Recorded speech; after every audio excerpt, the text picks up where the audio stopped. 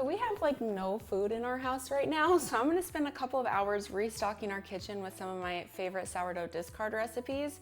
We are a family of 5 with 3 kids under the age of 7, so these are all very family friendly. They're truly my 5 most made discard recipes in my own home, and they're very popular on my blog as well. Plus there's one brand new recipe that I've never shown before, and I'm very excited to make it because it is one of my kids' all-time favorites. Let's get into it.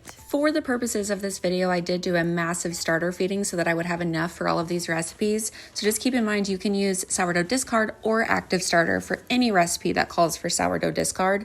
The whole point is none of these doughs need to rise, so we don't need our starter to be active necessarily, but it can be. So anyway, that's why my starter looks like it's a little bubbly, even though it's past peak and a little bit deflated. So to start, I'm getting the doughs out of the way that need to have resting time, which are the tortillas and the pasta dough. Both of these, after you mix the dough, you want them to rest for at least 30 minutes. While the pasta is mixing, I'm quick putting together my sourdough discard crackers. It is 3 simple ingredients. Spread it on a sheet tray, throw it in the oven. After 10 minutes, we score it and then put it back in the oven to finish. My pasta dough is done, so I'm just getting it into a disc shape and I'm covering it with plastic wrap to rest for at least 30 minutes. For the tortilla dough or the pasta dough, you can long ferment those if you want. Okay, moving on to the granola bars. This is a brand new recipe and it tastes just like the Chewy granola bars from the grocery store. You know the ones. So this recipe does call for corn syrup, which gives you that classic texture. However, I have a ton of recipe testers that were kind enough to test out all different kinds of substitutions. And one of the most successful ones was actually maple syrup, even though I thought that would be the least successful. So all of their data is in the blog post if you want to try out that recipe. I was just scoring the crackers there after the 10-minute rest. Now we're moving on to waffles. I love sourdough discard waffles because you can get rid of a ton of discard all in one go. You can scale this recipe up or down to fit however much discard you need to use. But if you want to make a full batch like I'm making here, you need 1,000 grams.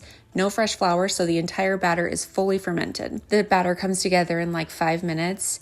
And you can make a huge batch of about 25 waffles that are the square shape like you're seeing here, and they freeze well. So I make these and I immediately freeze them, and we keep them just stored there for quick breakfast. You can pull them straight out of the freezer into the toaster for a quick breakfast anytime. They're so good. They're nice and crunchy and everything. Okay, so I'm finishing up the granola bars. I just let the mixture cool for about 20 minutes, and then I'm adding the chocolate chips. We don't want the chocolate chips to get all melty and kind of ruin the look and the texture of the granola bars, so that's why we do that step. And I'm pressing it really hard into a 9x13 pan. That went in the oven. Now for the tortillas. This is probably the most labor-intensive recipe of the 5 that I'm showing here. It's not difficult, it just takes time to roll them all out. Now before you recommend using a tortilla press, that does not work for flour tortillas. It doesn't get them thin enough. If you're using a tortilla press for this recipe, your tortillas are not going to come out like you see them here. Here's the crackers, just doing a quick test on those. Granola bars are done. I like breaking up the crackers. That just looks more rustic, but you could just score them all into a perfect cracker shape if you prefer. Okay, so back to our tortillas. You need them super thin to where you can almost see like your hand on the other side if you hold them up. Then you put them on a preheated cast iron skillet, about medium heat, for 30 to 60 seconds per side. Any shorter or longer and they won't be pliable. All right, I got all of those done.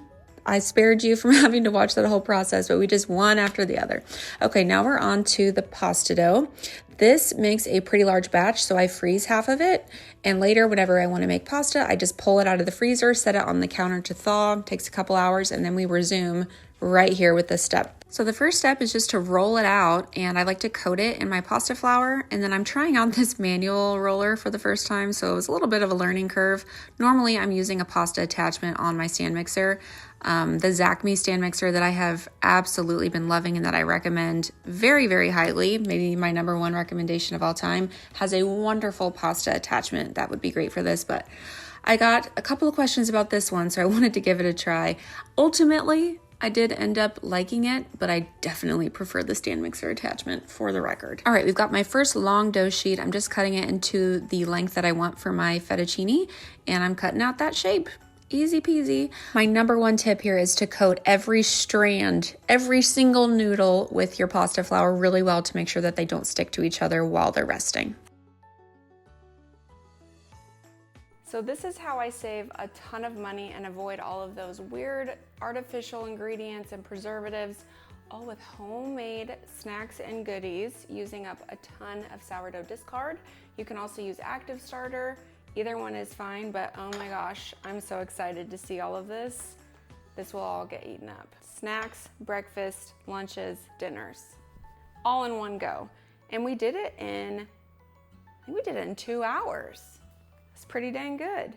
I'm gonna wait for everything to cool down a little bit, and then I'll cut up the granola bars and kind of package everything up to store it and put it back in my pantry. Okay, this has cooled down enough for me to go ahead and cut it into bars. We need 24.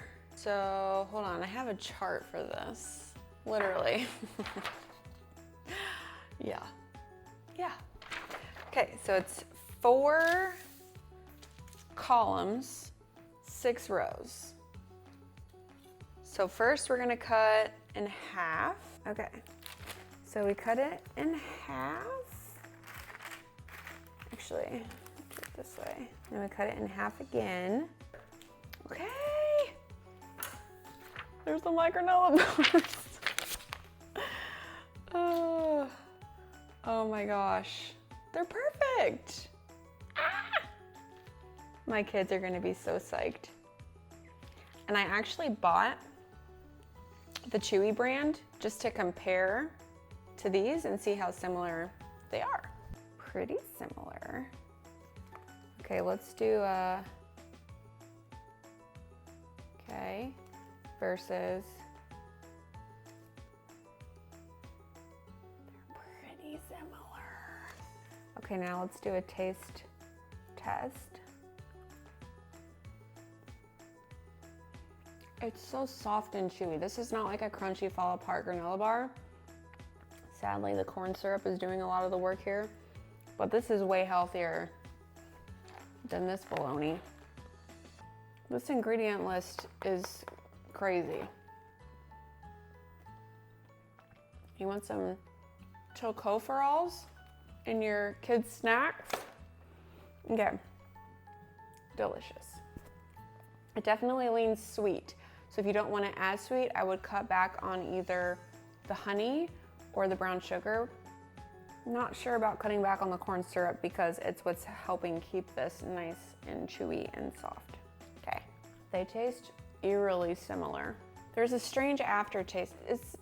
It's funny how you don't necessarily notice the bizarre aftertaste of processed foods until you have it side by side with a homemade version. They taste almost identical. It's just that this tastes so much cleaner and doesn't have a bizarre aftertaste. Total win, wow. When I set out to recreate this, I did not think I would get it that close, so I'm pretty proud. Granola bars. If you want them to be a little bit more firm, you can pop them in the fridge and just store them in the fridge even if you want. We have our pasta.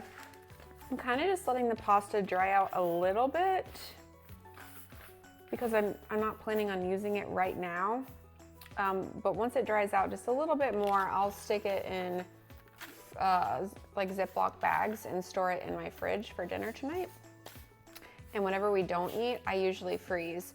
Now you can dry your pasta on your counter really, really well and then store it in your pantry, but I just personally have never had great luck doing that.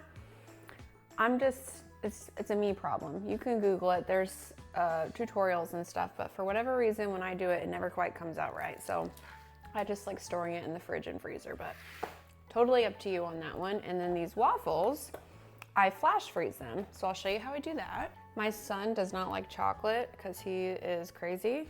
Anyway, he's the sweetest boy ever, but he does not like chocolate. So, but my daughter and other son love it. So I make half with chocolate chips and then a good amount without for my sweet boy.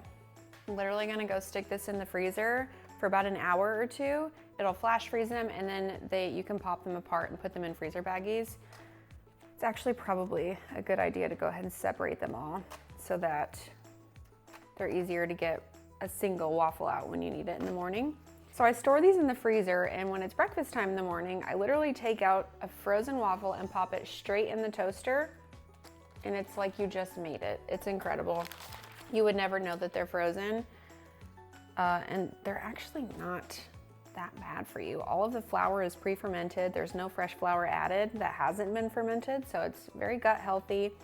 We've got the 4 eggs in there. There's a little bit of sugar, yeah, but honestly, the nutrition on these is not horrible. So that's going in the freezer. These I just store like this. I'll try to find the clips, but honestly, we eat these so fast. These can store in the pantry for weeks. Good luck if they last more than 24 hours though. And then these, my last batch of them, I stored in here. I made them yesterday, and this is how many are left, but I baked them in a square 8x8 pan, so you can kind of see the difference. You can bake it in either. In the 9x13, this took about 23 minutes to bake, and in the 8-inch square pan, this took about 30 minutes. So it's the same exact thing, just a different shape. I actually might like the square better because some of these, they're just like so thin that they want to fall apart, and the square seems to hold its shape better. So maybe I'll stick with the square. I don't know, you can do either one, obviously. And I think maybe a little time in the fridge would help these rectangular ones set up a bit better. And I just store these on the counter. So this is done. This is going in the freezer. This is gonna dry on my counter for a few hours before I put it in Ziploc bags and stick it in the fridge. This goes in the pantry or stays on the counter. So the last thing is the tortillas. You wanna keep these wrapped up in a towel to help soften them. Otherwise they can get hard and crunchy. But once they're kind of cooled down, which by the way, these are the best stinking tortillas you'll ever have in your life. I mean, my gripe with homemade tortillas is they aren't pliable and flexible. So when you go to make burritos, they start cracking and tearing. Not these. And if you find that yours aren't like this and you do my recipe, it is 99% of the time a heat issue. I have kind of dialed in the heat on my stovetop where, you know, it's low, medium, high. It's just a hair under medium is the perfect temperature to where they brown really well within 30 to 60 seconds per side. That's exactly what you want. If they burn before 30 seconds, your heat is too high. If they're taking 2 or 3 minutes to start browning on one side, your heat is too low. In both cases, too high of heat, too low of heat, your tortillas are gonna come out crunchy, not flexible and pliable like this. So just a little word to the wise. It takes a little bit of practice to get really confident with making tortillas, but once you do, these taste so much better than store-bought. I can't buy store-bought tortillas anymore. Even when we're in a pinch, I'm just like, I can't do it. If I don't have time to make tortillas, we're making something else for dinner because the store-bought tastes like really bad once you have homemade, whether it's sourdough or not. Okay, so these I store in a Ziploc bag in the fridge. You could also put them in the freezer, which maybe I'll do half and half just to kind of show you what I do. So for fridge storage, you literally just put them in a Ziploc bag. That's it. If you don't like plastic, any kind of other, I think there's like silicone bags like this. This is our large guy. So I made 12 tortillas, so I'll stick 6 of them in here. And these will stay in your fridge for a long time, like for weeks before going bad. In fact, I've never had a tortilla go bad, but we've never let them, we always use them up within 2 weeks. So this goes in the fridge. And then when I freeze them, I have frozen them just like this, but the tortillas tend to stick together. Okay, and when these are going in the freezer, I just like to put parchment between them because if you don't, they'll freeze together and then you have to pry them apart, which isn't a big deal, but it can kind of tear them. So, well, we did it. There's 5 of my very favorite sourdough discard recipes. Family friendly, kid friendly, very practical, quick and easy to make. I mean, I made all 5 of these discard recipes in under 2 hours. Can't beat it. Usually I'm not making all 5 at the same time. I kind of fit it into my day, but I like making more than we need because all of this stuff stores really well. Not sure about the granola bars, but I'm sure that they will last a long time if you just keep them in the fridge. Pasta, you can freeze it. As you saw, I froze half of the pasta dough, and all you have to do for that is sit it out on your counter and just let it thaw on your counter, and then you pick right back up where we rolled out the pasta. so easy. Now I don't have to make the dough the next time that we want homemade pasta. Saves a lot of time. And also for the pasta and the tortillas, you can long ferment that dough if you want. You can stick it in your fridge for 24 to 48 hours. For the pasta, you'll notice that it expands.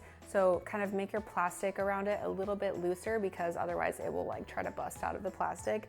But just kind of knead it when it comes out of the fridge and you're ready to use it, and it's good as new. So yeah, wow. Saved a lot of money here, and my family's gonna be very happy. So all of these recipes are on my website for free. I'll link all of them in the description below. Make sure you subscribe to my channel if you like this kind of thing. I'm trying to pay attention to what everybody really likes to make sure that I'm making videos that are helpful and interesting to you. So there you go, pantry restock complete. Happy baking.